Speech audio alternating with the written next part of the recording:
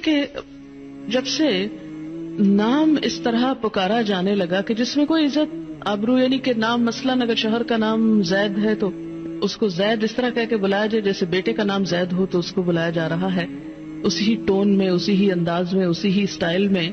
تو یہ صرف نام پکارنا ہی نہیں ہے، یہ ایک رویے کا اظہار کر رہا ہے، ایک رجحان کی بات اور ایک تعلق اور ایک انداز کی بات ہے جو ایک بلانے کے انداز سے لے کر پھر باقی سب معاملات میں ساتھ چلتی. تو اسی لیے ہماری نانیاں اور دادیاں جب کہتی تھی مننے کے ابا اور منی کے ابا اور اس کے، تو اگرچہ میں بہت آکورڈ لگتا ہے وہ سب کچھ. پھر ایک جنریشن تو مننے کے ابا کہتی تھی، اگلی کہتی صاحب کا ساتھ نام لگاتی تھی، شوہر کے نام کے ساتھ صاحب. اب اگلی جنریشن نے صاحب بھی اڑا دیا، اور معلوم نہیں آئندہ کیا ہونے والا ہے. ہو سکتا ہے نک نیم سے پکارا جانے لگے اور شاید پکارا بھی جاتا ہو. ٹھیک ہے، اگر آپس میں فرینکنیس ہے تو کوئی حرج نہیں نام لینے میں. آپ کو پتہ ہے کہ حضرت عائشہ جب حضور سے ناراض ہوتی تھی تو کیا کہتی تھی، کیسے پکارتی تھی ان کو؟ صحیح حدیث کے الفاظ مجھے یاد نہیں.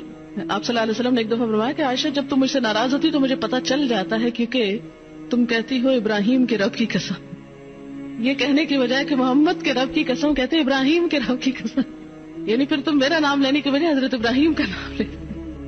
تو یہ ہے کہ نام لینے میں حرج نہیں، کوئی حرج نہیں اگر نام سے پکارا جا رہا ہے، لیکن تو اور تم نہ کہیں. عام لوگوں کے ساتھ بھی بات کرتے ہوئے ہمارے اندر ڈیسنسی ختم ہوتی جا رہی ہے. آپ دیکھیں کہ اگر آپ اپنی کسی دوست کو بھی تو کہیں تو کہتے ہیں بہت فرینکنیس کی علامت ہے، لیکن مجھے تو کبھی ایسی فرینکنیس اچھی نہیں لگی کہ جس میں انسان بدتمیزی پہ اتر آئے اور تو اور تم کہنے لگے.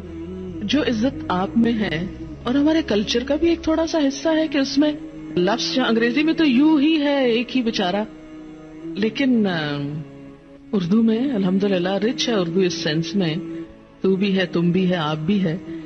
تو ایک اچھے لفظ کا انتخاب کر لے، اور جب اللہ نے ایک درجہ زیادہ دے دیا تو عزت کا لفظ بولنے میں نقصان کچھ بھی نہیں ہوگا.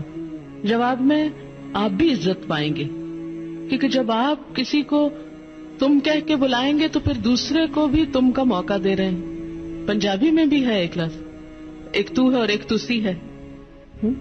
تو اس میں یہ ہے کہ یہ چیز بظاہر یوں لگ رہا ہے، یا ہو سکتا ہے آپ کو بہت ناگوار لگ رہی ہو اور آپ سوچ رہے ہو کہ ہمیں بیکورڈ بنایا جا رہا ہے، لیکن مجھے کبھی ایسے ماڈرن بننے میں کوئی خوبصورتی نظر نہیں آتی کہ جس میں گستاخی شامل ہو جائے.